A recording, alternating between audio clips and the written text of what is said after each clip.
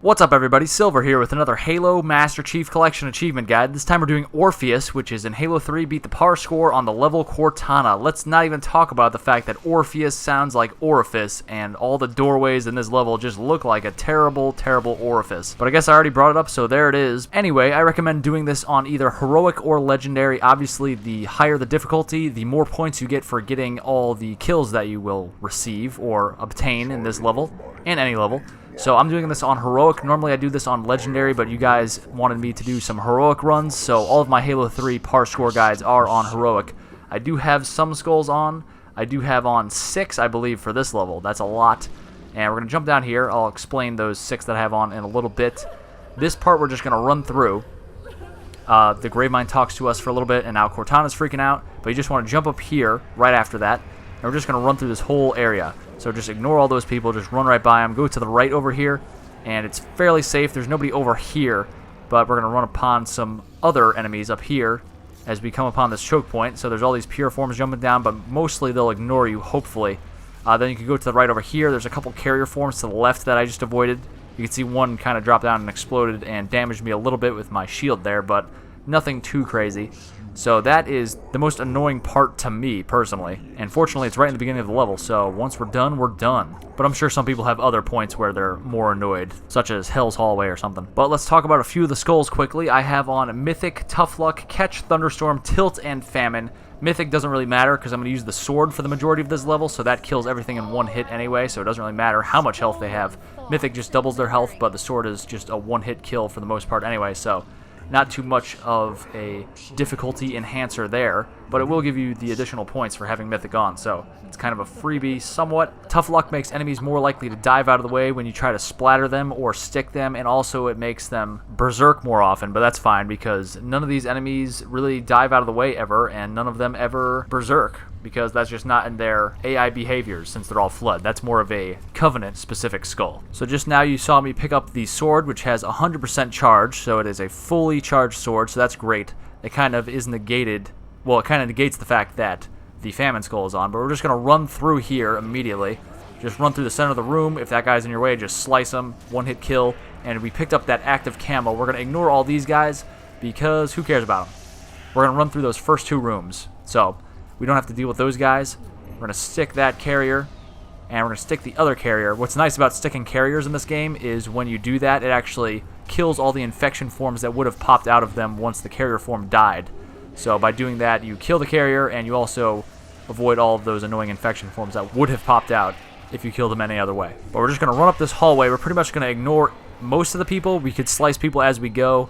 Obviously, I'm low on shield here, so I kind of hid behind that little wall there. And we are going to use the active camo once we get all the way up here. Right about here. You don't have to wait that long to use it. I kind of waited. You could use it earlier if you would like. But we're just pretty much running past all of those enemies as well, because we're going to get plenty of kills. And we're also going to use the time multiplier to our advantage here. So Gravemind's going to talk to us again here. I guess I'll talk about the catch skull. That makes enemies throw grenades more often at you. But again, these Flood forms, none of them throw grenades at you. That's a Covenant-specific thing. They will not throw more grenades at you because they never throw grenades. So there's that. That's kind of a freebie as well. So we're going to jump up here, and you could actually jump backwards and up, but apparently somebody blocked my path. But I'll jump up. We'll slice that guy. We'll jump up here, and you could actually turn around if you really want to. That guy is totally on my face right now. Not cool. And you can jump up here, and it kind of saves a little bit of time, and you don't have to run around as much. I like to hide in here. There's an active camo I just picked up, and we could kind of whittle all the enemies down by funneling them into this little cave area. And you can see they're all coming at me right now, which is fine. We got the sword, so we could take out any of the enemies. Watch your radar, because obviously people can come from one of 2 sides. And also, there's these range forms that set up, and they start shooting at you, so you could stick those guys. And we're just going to hang out in this little cave for a little bit, rack up some kills. It obviously helps when you thin out the enemies in regards to getting up to the next section alive. Any range forms like that you think you could stick, go for it. Obviously, that helps you out in your success rate when you do start charging up to the next section. So we're going to jump over here, and you can see most of the enemies are dead. There are some range forms here. I'm going to firebomb that guy, get out of here. And we're going to jump across here, and we're going to shoot that guy, and I fell down. Not cool. Wasting time. And now there's a couple guys down here I got to deal with because they're all up in my face. I advise not falling down when you do this. I guess it didn't hurt too bad because I'm just going to rack up a few more kills and I'm going to get a few more points, but overall you just want to not, fall down all the time. There are 2 active camos there. You could see possibly you noticed that there was one on the ground when I walked past that cave that we were in again. So if you're playing co-op, there is an extra one there for your buddy.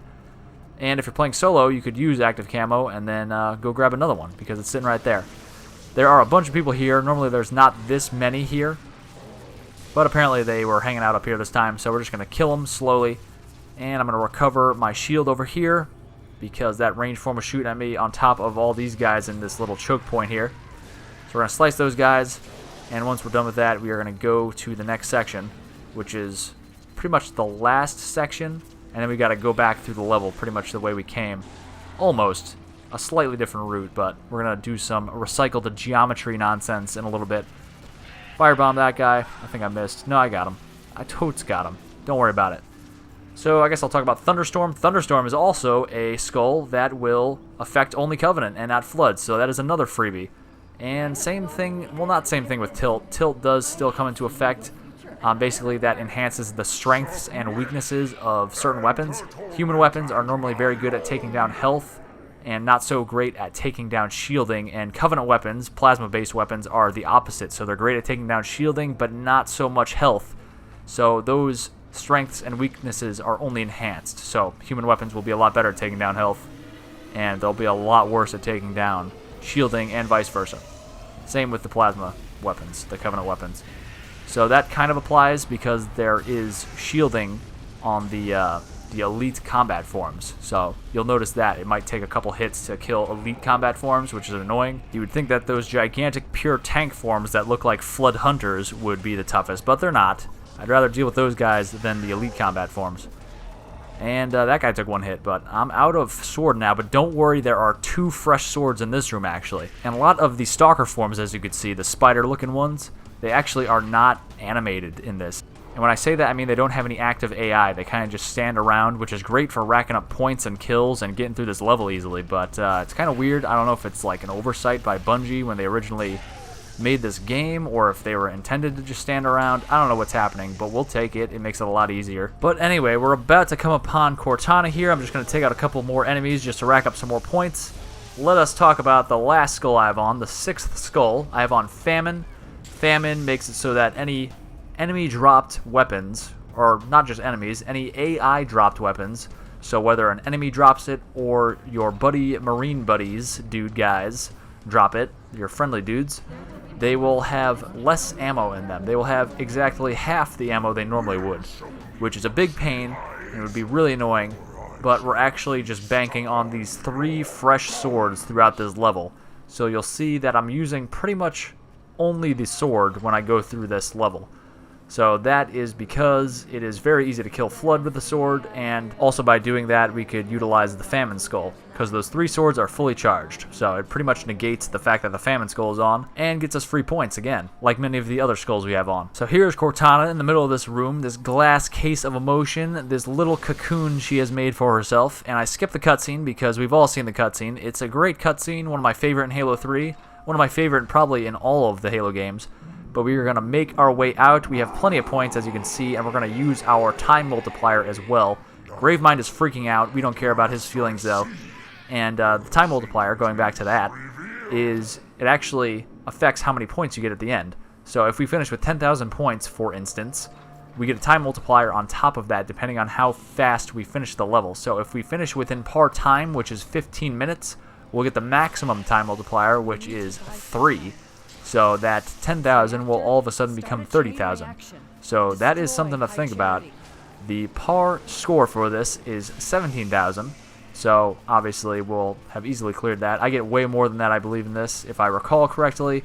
It's been a while. I apologize for not coming out with as many videos as I am known to come out with.